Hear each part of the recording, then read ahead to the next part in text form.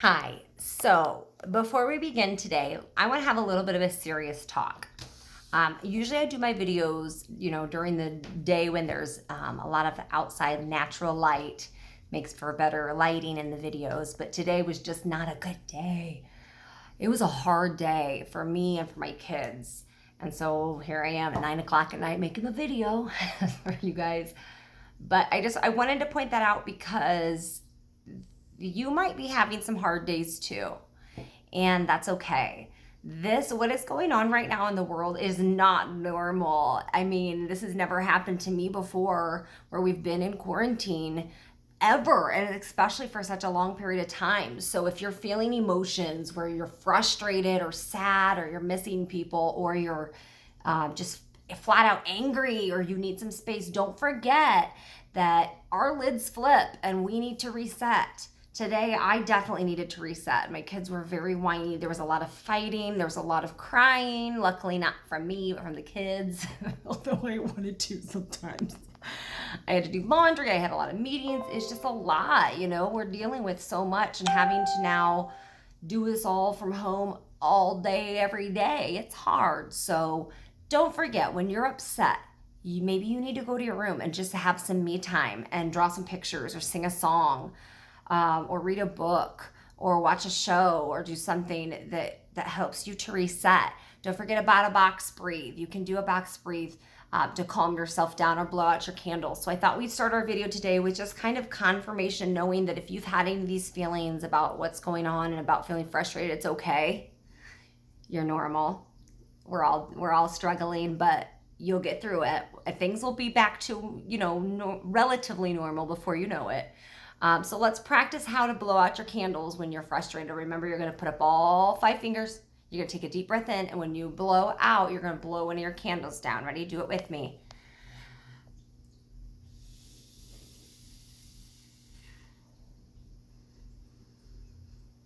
In through your nose.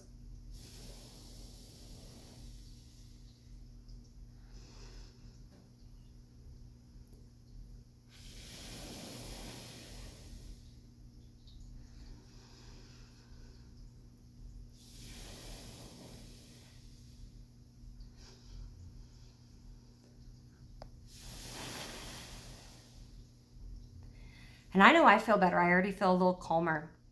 If you do that and you don't feel calmer, do it again or do one of our box breathes. But take your time. Don't do it fast until you feel a little better. Okay, so I feel reset. I feel ready to do some math.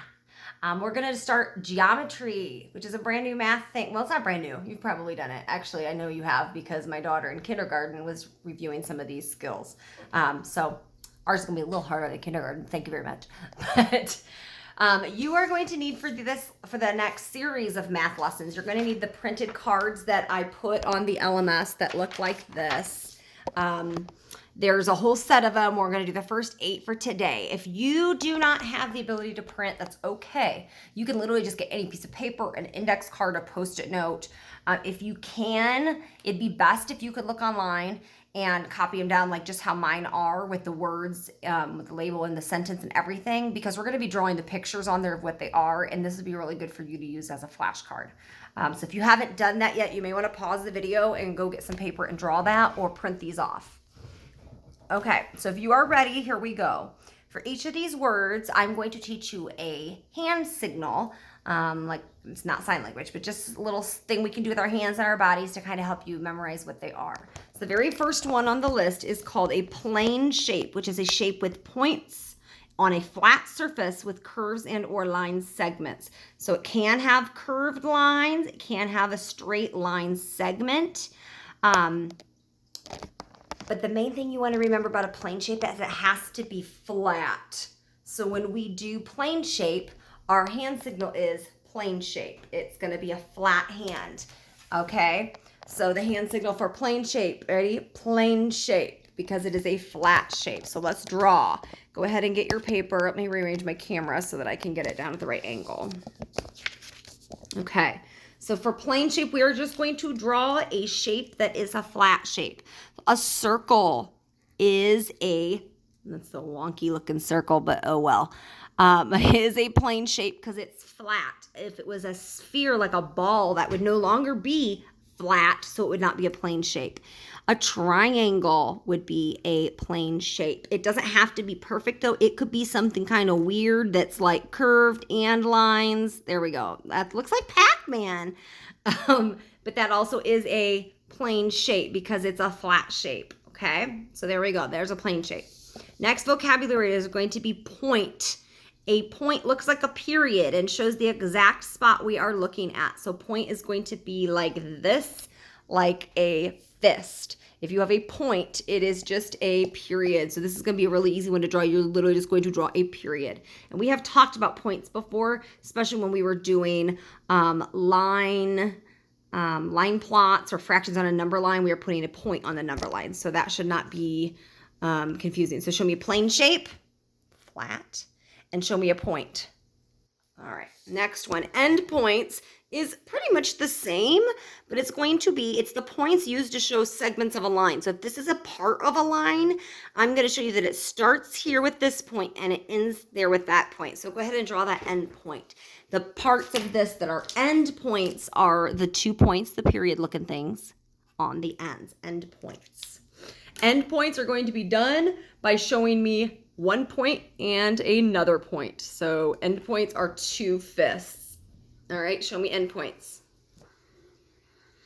All right, next one. Next vocabulary word is line. It's a straight path that continues in both directions and does not end. And the way we show that it doesn't end is by, instead of putting points on the end, showing the start and the end, we're going to draw arrows because it can keep going left and it can keep going right. It does not stop.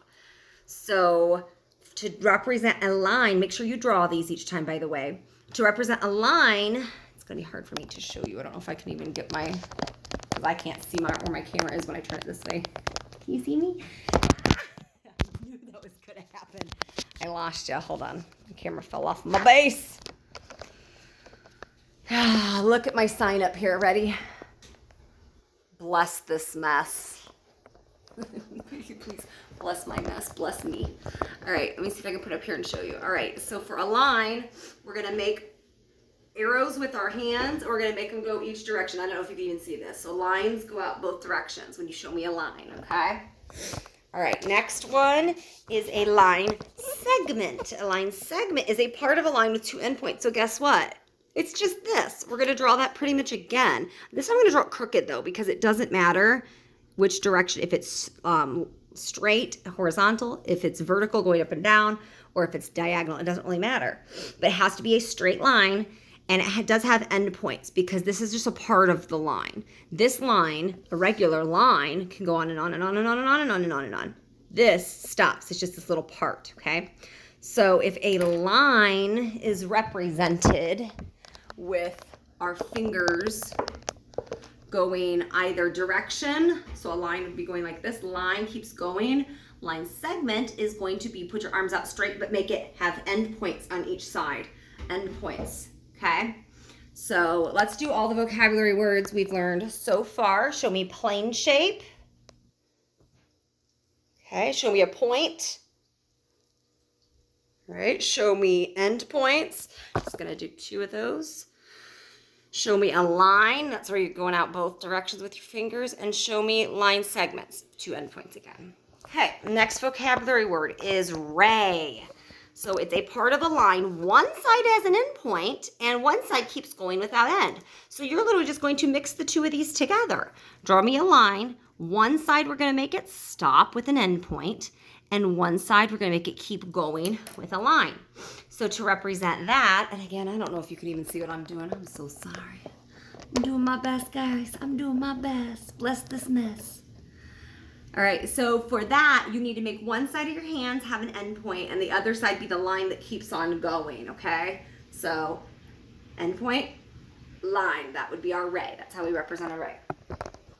Last 2 that I have here that we're doing today, because we're only doing 8, open shape. It does not start and end at the same point. So an open shape means it's going to just have an opening, and that's pretty obvious.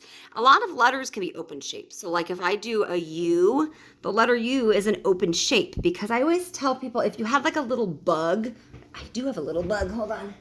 My son has a little Harry Potter Lego set here. If I had this little spider, this spider can get into my shape because it has an opening. So that would be an open shape. If I want to draw, and it doesn't have to be an actual, like if I want to do a triangle, but I don't close it. Now notice I started here, but I stopped here. So the start and end point are not the same. This spider, if it was small enough, could go right in that little opening, all right? It could be something just kind of wiggly waggly, straight and curve lines all over the place, but it started and stopped at different spots. So the spider could still get in. So that would be an open shape. So when we do an open shape, you're just going to put your arms over your head and make like a letter, but it doesn't, or like a O, but it's not going to touch because they don't start and end. By the way, can you see me, my clouds? I don't know if you can see that when I do that. And if you're like, what is happening in her house? Savannah's birthday, she said she wanted a lightning and thunder party. How does one do a lightning and thunder party? How do you decorate for that? So that's how I did it. I made these big clouds. I thought they turned out pretty cool. She's got a sign that says happy 6th birthday, Savannah, with lightning bolts. And I made lightning and thunder clouds with rain. I don't know, you guys. I'm trying. Okay, so the opposite of an open shape is going to be a closed shape. That's our last vocabulary word for today. A closed shape starts and ends at the same point. So a U is going to be an open shape, but what is a letter that's a closed shape?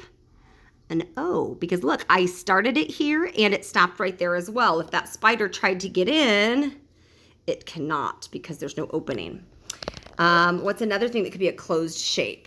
I could do a square. And this could be a plane shape because it is a flat shape that has points. See, there's a point here. There's a line segment there and there and there and there. And if that spider tried to get in, it couldn't because there's no opening. There's no way, and it doesn't jump. So it's not a jumping spider. So that wouldn't work. And then another one, again, it can be one of these wiggly, waggly, goofy things where you just start. And when I do this, you can do it however you want. Since this is kind of a strange shape, I know that would be hard to trace. But that is a closed shape. I don't know what that shape is called. I'd have to count and see how many sides it has. But this spider can't get in because there's no opening. So closed shape. All right, so the hand signal for closed shape, if you can see me, is just going to be like an O, but it actually touches. It's closed. So open shape, closed shape, all right? Okay, so I am going to, now that we've done those, keep these because I want you to practice these words, and we're going to do some of the other ones when we do our next lesson. But I am going to show you a card, and you decide which of our vocabulary words it is. So you can put it out right in front of you if you still want to look. But I want you to answer me when I ask you, like, which one is this? I want you to answer me with the word and the hand signal. All right, so the very first one, here we go. All right, which vocabulary word is this? You should have said that it is a line. A line keeps going, so we represent it with arrows, and we show our line by putting our hands out, and we have arrows going on either direction. Oh my gosh. Sorry. I need a cameraman. All right, next vocabulary word. What is this? That is a point, and it should be represented with just a fist with your hand, a point. It goes on the, if you said end point, okay, a point can be an end point, but it has to be on a line segment. All right, next one. What is this? This is an open shape. That spider can get in through that little spot because it doesn't start and end at the same spot. We show an open shape with our hands by making above your head. You can make a circle, but it has to stay open. All right, next one. We have this. What is this? This one is a line segment, because it is a line that does not keep going, and you see the start and the end. If you said end points, it does have end points, so that would work too. If this was a test, I would accept either answer. Okay, so we show a line segment by putting our hands straight out on either side with a fist out on either side. My gosh, this is a mess. There we go. Next one. What is this? You should have said that that is array. Array has an end point on one side, but the line keeps going on the other. So we show that by doing end point and making the line keep going. Okay. Next one, what is this? There are two answers. You can call it a plane shape because it is a flat shape, or you could call it a closed shape because there's no opening and the spider cannot get in. So either one of those answers would work. What would you call this? Because it has the arrows specifically pointing to this, I would not say line segment. I would say that this is called end points because it is showing you the start, where it starts and where it ends. So you should have done the end points with your signs. And then the very last one I have is right here. What would you call this? There are two answers. You could say, again, like last time, you could say that it is a closed shape because the spider has nowhere to get in, or you can say it is a plane shape because it is a flat shape. Okay, so work on those vocabulary words so you know what all of them are. I posted on the LMS what I want you to do next. I have a worksheet that I want you to practice. Those vocabulary words shouldn't be too tricky. Make sure you are still doing the other things I ask as well, which is the daily math task, and then either silent read, dream box, something like that, so you keep your skills sharp. Right, guys, miss you so much. Bye-bye.